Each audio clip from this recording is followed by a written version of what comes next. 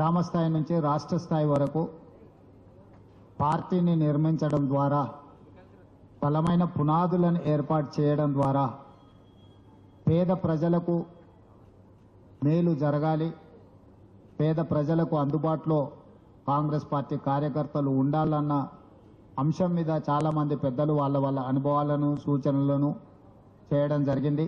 వాటన్నిటిని కూడా పార్టీ పరంగా పరిగణలోకి తీసుకోవడం జరుగుతుంది.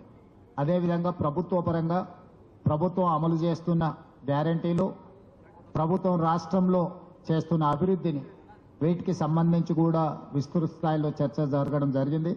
అదేవిధంగా సహచర మంత్రివర్గ సభ్యులు ప్రభుత్వం తీసుకున్న మంచి నిర్ణయాలు, ఈ మంచి నిర్ణయాలను ప్రజల దగ్గరికి తీసుకెళ్లాల్సిన అవసరాన్ని నాయకత్వానికి అందరికీ కూడా సూచన చేయడం జరిగింది.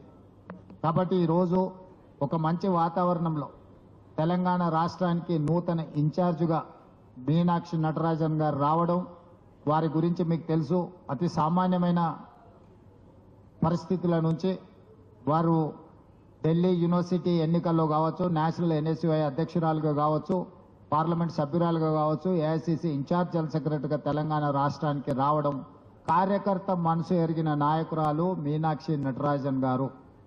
ఆమె నాయకులకు నాయకురాలు కాదు, ఆమె కార్యకర్తలలో ఒక కార్యకర్తగా, కార్యకర్త యొక్క ఆలోచన విధానం ఏ విధంగా ఉంటుందో తెలిసిన వారు రావడం ద్వారా తెలంగాణ రాష్ట్రంలో పార్టీ జెండా మోసిన కార్యకర్తలకు మంచి రోజులు రాబోతున్నాయి.